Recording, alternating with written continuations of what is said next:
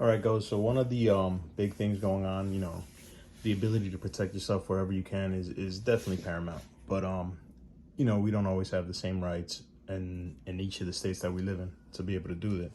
But I don't want to get into too much of that. I'm just going to show off some of the possibilities, or depending on what you like, different calibers and stuff. But yeah, a while back, one of the good options. I mean, people use a lot right now. This is a Glock 19.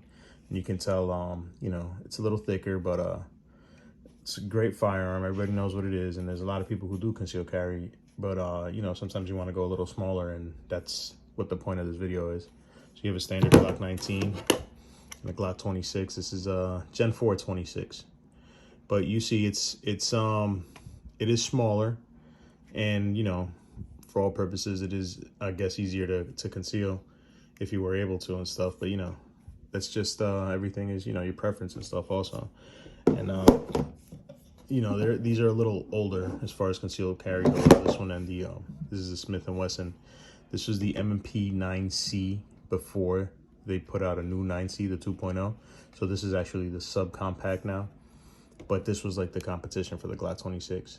And it's a great little gun. This one does have the magazine disconnect in it. That's just the only one they had available when I got them. And I like it's a fun gun to shoot. I'm really into guns, so I have a bunch of different ones. I try them all out. I love to be able to do that. And yeah, moving on, they had newer versions. So Smith & Wesson came out with the Shield. This is the first version they came out with. Holds 7 in the magazine and then 8 with the extended magazine. And again, these guns, this is a lot thinner than basically its predecessor. You see the difference there, and makes it even easier still to conceal. It was a great little gun, and it ran for a long time, and everybody liked it and stuff. And I guess after I don't know how many years, Glock finally came out with their slimmer version. I guess this is a Glock 43. They came out with the 42 first, and that's a 380. And I wanted to keep the 9 just because I have plenty of them. So you see the difference here too, and the difference between the Glock 26 and the Glock 43. They do have other ones with the 43X and everything. These guns aren't loaded. They're just, everything's been checked beforehand. But just for comparison with the magazine to see what they look like if they're in the hand. And you guys will get the point with it. But yeah, it's, so I'm saying, like, even having shot these a lot, I like them still, the 26. But, everybody's like, oh, if you're going to go that size, you might as well get the 19. And I see what they're talking about, but, I guess I just like them both too much to be able to get rid of any. This is the, this was 43. When Glock came out with the 43, everybody had the gripe about how it was a 6 or 7, and it was weird for them to do that, especially when Shield was already out, and the Shield went for 7 or 8.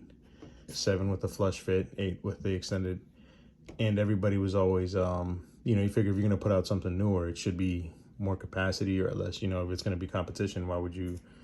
But Glock, again, they also make aftermarket magazines, and they also have the 43X now, which there's aftermarket companies that make magazines that hold more. Smith & Wesson did put out the 2.0, the Shield Plus, and that one, from what I understand, it's a little bit thicker, ever so slightly in the grip, but those magazines do hold 10 rounds.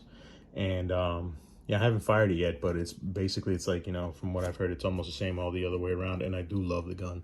So, I mean, the only thing keeping me from getting that one is because I do own the 9C, which has 10 rounds already. So it's like, I do love this size, I do love that capacity, but it's like, moving into basically the same gun would be a different thing. Also, when you're talking about the differences in the size, it does make a different, profile and everything if you are carrying it. But I mean, the difference, the 2 rounds, 3 rounds, is it much of a difference? Well, you never know. I'd rather have them than not have them. And there you go with that whole argument. After that, you do come into like, Smith & Wesson 38. I've had this for a long time. I like it a lot. This is the 442. And this one is loaded. But again, this is such a, like, yeah, how could you put it? This is a classic.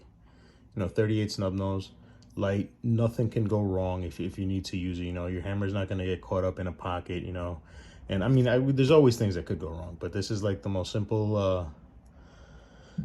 simple mechanism to where the least could go wrong. No hammers getting jammed up. The hammer's internal here, and everybody knows what a 38 is. The only thing is, yeah, they do recoil really hard, a lot more than a 9. And after that, I do bring in the SIG P365. This is awesome gun, really small size, really small magazine that can fit 10 rounds. Everybody's always amazed when I show them the size of this magazine and the fact that it fits 10 rounds, and like nobody believes it. They're like, how can you get it so small? Firearms guys, or now that they're seeing it, they're just like, everybody loves it. It is 365. Everybody knows what it is by now.